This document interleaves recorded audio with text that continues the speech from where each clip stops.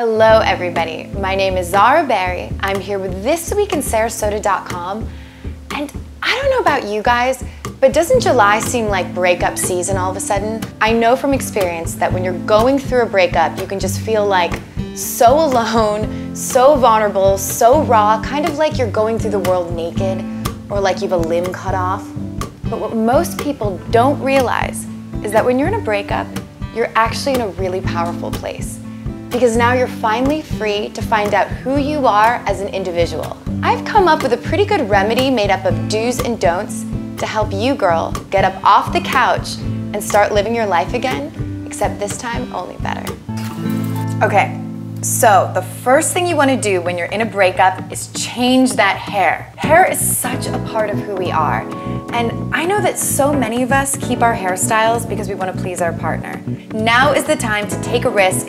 Get that pink asymmetrical bob, get that mohawk, get the long weave, do what you want. Now let's talk for a minute about the breakup diet. It's total bull. Aside from actual sex itself, eating and food is the most sensual act you can engage in. And it's very important we maintain your sexuality through this very difficult, dark time. The most important rule is that you do not jump into a relationship with somebody else. Rebounds are just straight up bad news. You've got to question the person that's attracted to you while you're in this vulnerable state of despair. They're probably a leech. One of the hardest parts about a breakup is the fact that your lives are entirely intertwined, right? You have the same group of friends, the same social circle, and most likely your friends know a little too much about your relationship and they might not be totally sympathetic to how you feel. This is why it's extremely important to get into a taxi, go to a bar, and spill your guts out, spill your heart out to a total stranger. Very important to remember, take a taxi, do not drive, because getting a DUI or getting a ticket is definitely not part of Zara's breakup remedy. Okay, so I think it's very, very important when you're in the middle of a breakup to go out and make out with somebody random whose name you do not know. You need to remind yourself that you're capable of being attracted to another person. However, my #1 rule about this step is that you kiss them, but you absolutely do not, under any circumstances, go home with them. Because I promise you, in the morning, you're gonna have a total anxiety attack and feel this gaping hole in your heart. Travel. Traveling is such an important part of the healing process.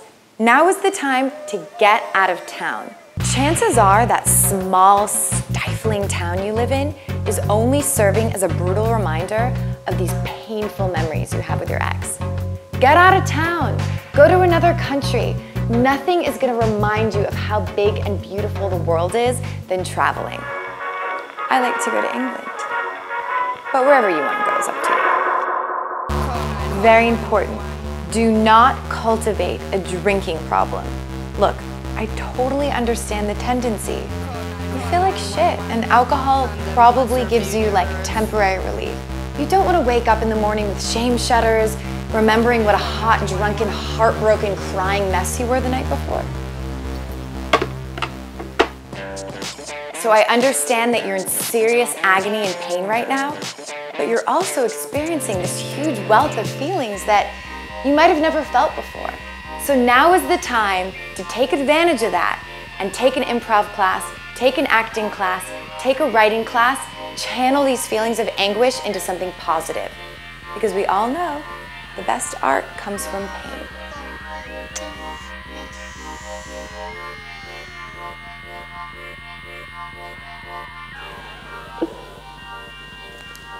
Major do.